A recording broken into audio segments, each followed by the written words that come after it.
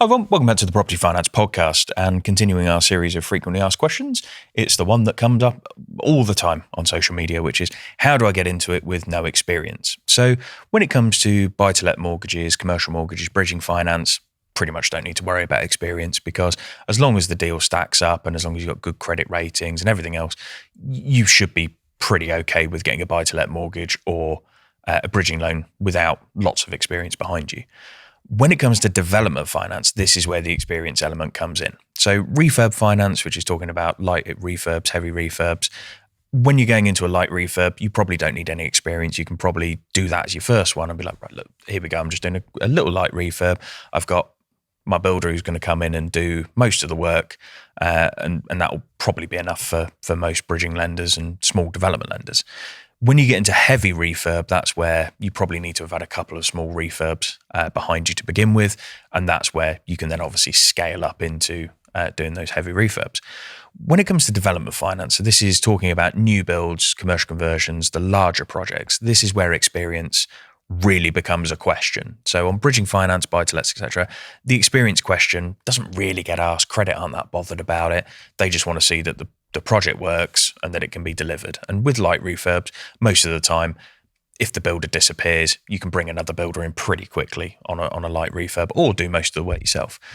Doesn't really work like that when you're talking about new builds. So what they want to see is they want to see if you're doing a project of 20 new build houses, you're going to have experience behind you. You're going to have done some similar sized projects, maybe one of 5 houses, one of 10, one of 15, that gradual progression.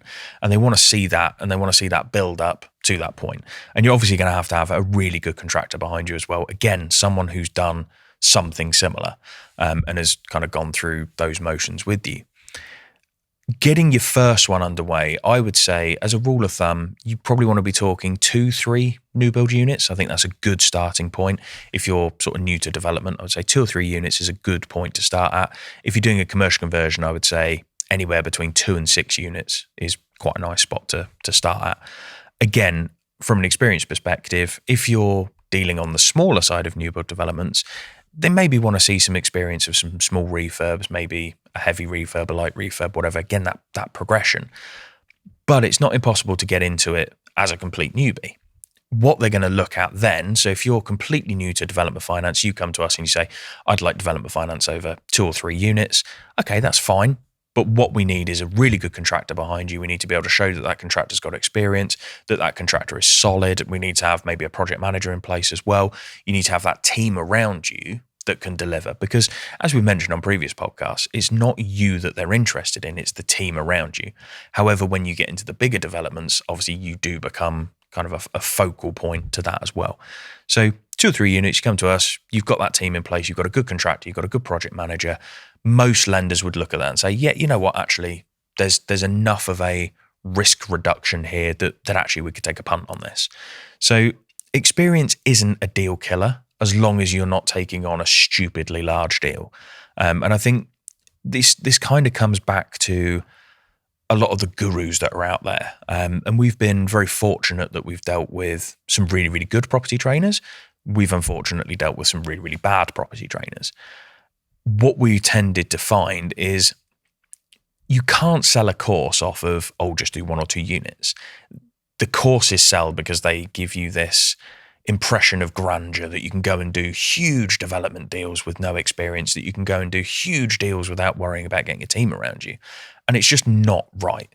So what I would say is you kind of, if you're looking at anything on social media or if you're going on courses and things like that, just remember that there has to be this build-up of experience. You can't just jump in and do a 20-unit development. It's not going to happen.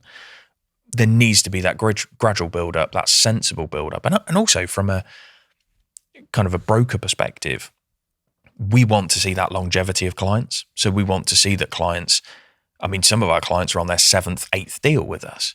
We want them to get to the point where they start off with something small. One client, for example, started off with a small HMO, then moved into a large HMO, then moved into a small commercial conversion, then moved into a large commercial conversion, then moved into a new build development, medium new build development, and is now working on larger new build developments.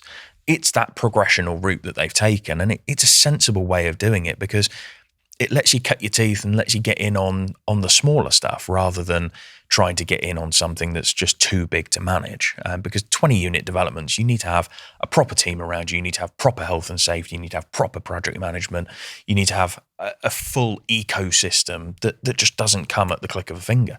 So starting off with the small stuff, it allows you to build up into that, and it allows you to get your health and safety stuff nailed down. It allows you to get your project management stuff nailed down. It allows you to get a team of builders and contractors around you that you trust. Because if you get a contractor around you that is rubbish, you're going to feel it on a 20-unit development rather than a smaller development. It's far easier to replace a contractor on a small development than it is on a large one. So it's all about building up slowly, and many people listening to this probably don't want to hear that, but I think really take stock of where you're at and build up slowly. Build through those stages in a sensible manner. But essentially, to answer the frequently asked question, can I get into developments with no experience? Yes, just at a level that is sensible and suitable for where you are in your property journey. So hopefully that's helped. Hopefully that's given a bit of knowledge around sort of what you can get away with a lack of experience. And yeah, I'll catch you on the next one.